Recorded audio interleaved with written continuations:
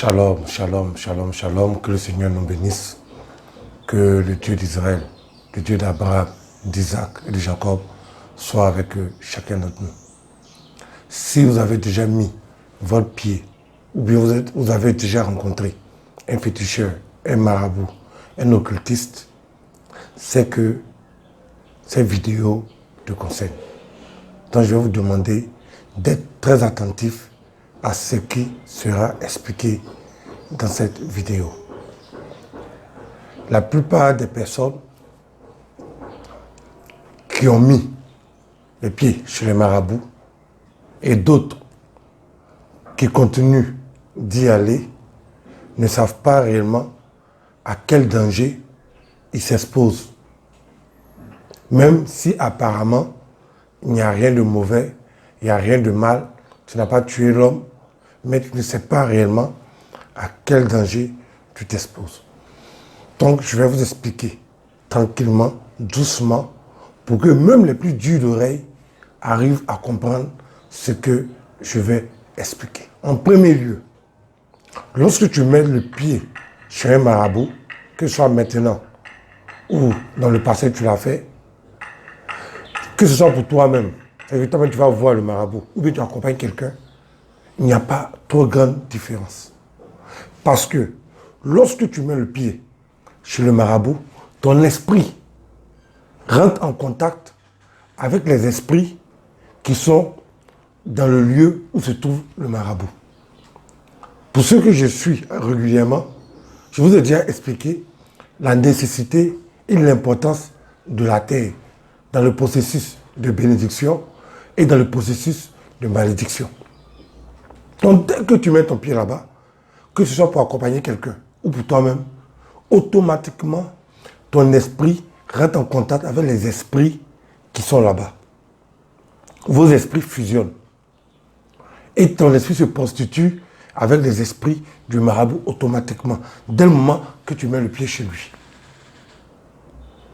À partir de ce moment-là, ton esprit commence déjà à s'enfoncer dans les ténèbres, à s'enfoncer très profondément dans les ténèbres. La deuxième étape de la procédure du marabout, c'est que le marabout ou le féticheur ou le mystique va te demander quelque chose.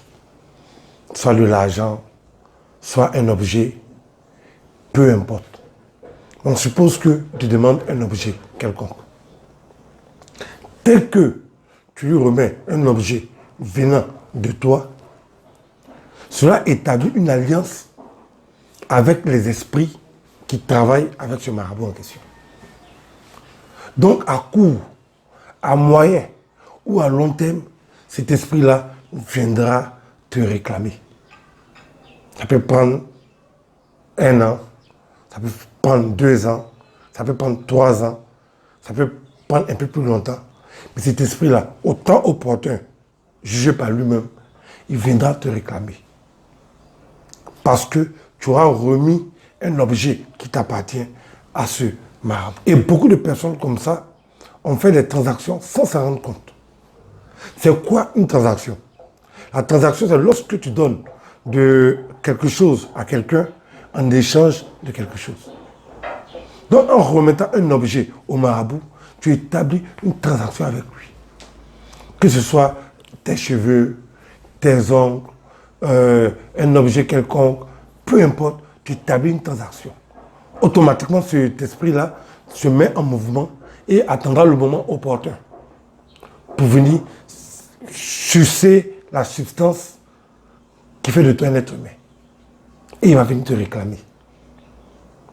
Imaginez-vous, pour prendre un exemple terre à terre, quelqu'un à qui tu dois pendant 1 an, 2 ans, 3 ans.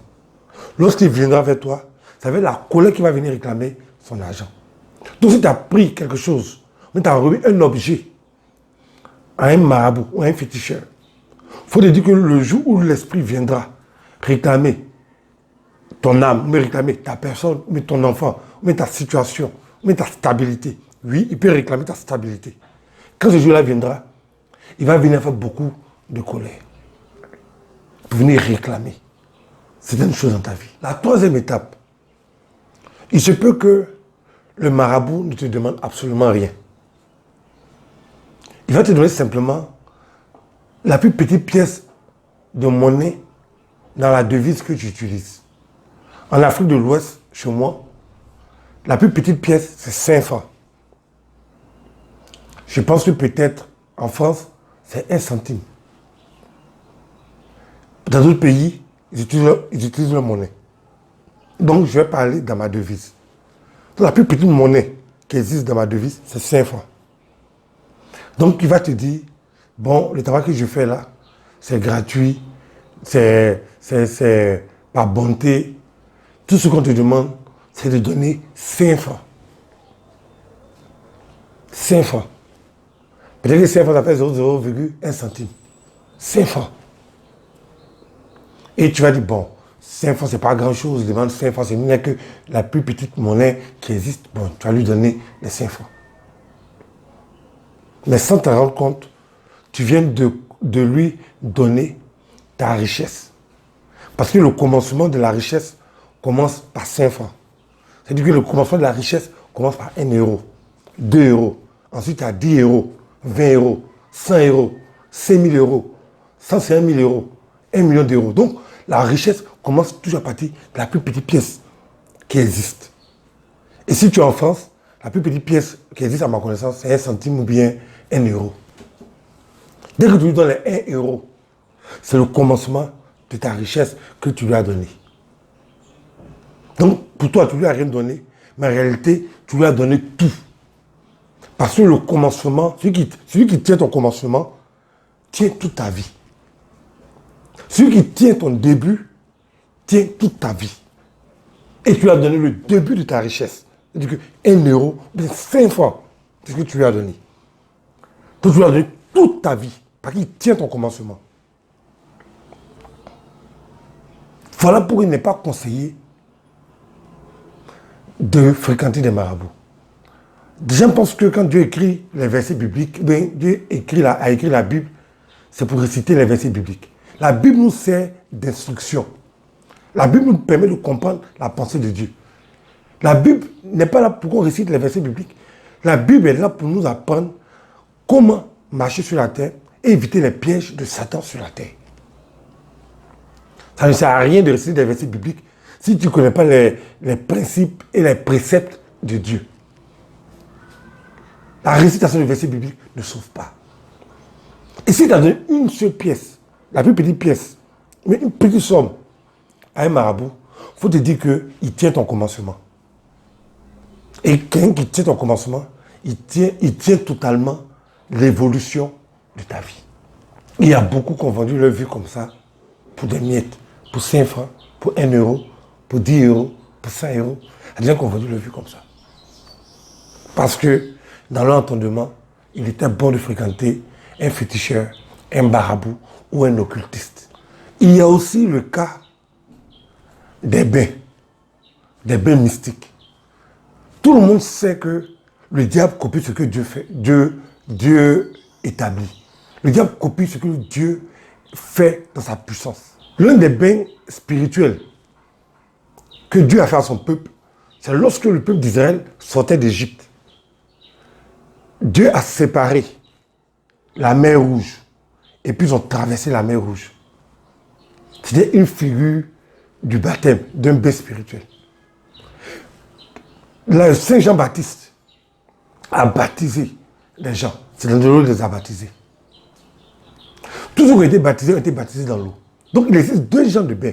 Il y a les bains de Dieu, exemple le baptême, puis il y a les bains sataniques, occultistes, des bains qui appellent à toi les forces noires. Moi, ça me fait rire quand je regarde un peu YouTube. Quelqu'un se lève là, voici tel bain à faire pour avoir telle chose. Voici tel bain à faire pour avoir telle chose. Il y a une dualité en ce monde. De la même manière qu'il y a les anges de Dieu et les anges de Satan. De la même manière qu'il y a les bains de Dieu, tels que le baptême, il y a les bains de Satan, qui sont chargés d'incantations pour détruire la vie de quelqu'un. Il y a des gens qui se permettent de faire n'importe quel bain comme ça. Même en termes de prière, les prières de Dieu, on appelle ça invocation. Les prières de Dieu s'appellent invocation. Et puis les prières du diable, on appelle ça incantation. Invocation et puis incantation, c'est pas la même chose. Donc il y a une dualité. Donc il y a des bains qui appartiennent à Dieu, puis il y a des bains qui appartiennent au diable. Bain n'est pas bain. Donc il y a des gens qui sont des occultistes, des marabouts, des féticheurs, ils ont eu des bains. Mais sache que le bain que tu as passé sur ton corps a laissé des empreintes qui sont difficiles à enlever. Qui sont difficiles à enlever. Parce que les incantations qui étaient chargées dans l'eau, que tu as pris pour te laver là, quand tu as mis l'eau sur toi, l'eau a pénétré dans tes pores. Et l'envoûtement, l'incantation circule dans ton sang depuis des années. Et malgré ça, il y a des gens qui ont le courage de devenir des chrétiens. Alléluia, amen. C'est-à-dire que les chrétiens qui sont devenus des réciteurs professionnels des versets bibliques. Et on a étonné des situations dans lesquelles nous vivons. Voici ce qui arrive quand quelqu'un va voir un marabout, un féticheur, un occultiste. Même sous les apparences de bonté, sous les apparences de bien-être, en réalité, ce sont des tragédies qui vous attendent, vous et votre famille. Et le pire dans tout ça, on peut faire toutes des erreurs. Qui est né chrétien? Personne n'est né chrétien. Nous tous, on a fait des erreurs. Mais le pire, après avoir fait toutes ces erreurs-là, après avoir fait toutes ces fautes-là, c'est de devenir un chrétien ribobo, ribaba, au lieu d'utiliser les méthodes adaptées pour sortir de tes problèmes. Au lieu de faire des invocations au Dieu d'Israël. Quiconque invoquera le nom du Seigneur sera sauvé. Donc l'invocation peut briser toutes ces choses. Progressivement, les liens seront cassés les uns après les autres. Et ta vie sera libérée. Mais si tu es un chrétien, alléluia, amen, avec les prières hasardeuses, ribobo, ribaba, sache que ton sort est déjà scellé. C'est même pas la peine de te fatiguer parce que ton sort, il est scellé. Parce que le diable ne comprend qu'un seul langage. Le langage de la puissance. Contre les incantations, il faut les invocations. Le diable fait des incantations et toi, tu es dans les prières hasardeuses. Alléluia, amen, alléluia, amen. La seule chose qui peut briser une incantation satanique, ce sont les invocations d'Israël. Que le Seigneur nous bénisse. Que le Seigneur nous aide. Shalom.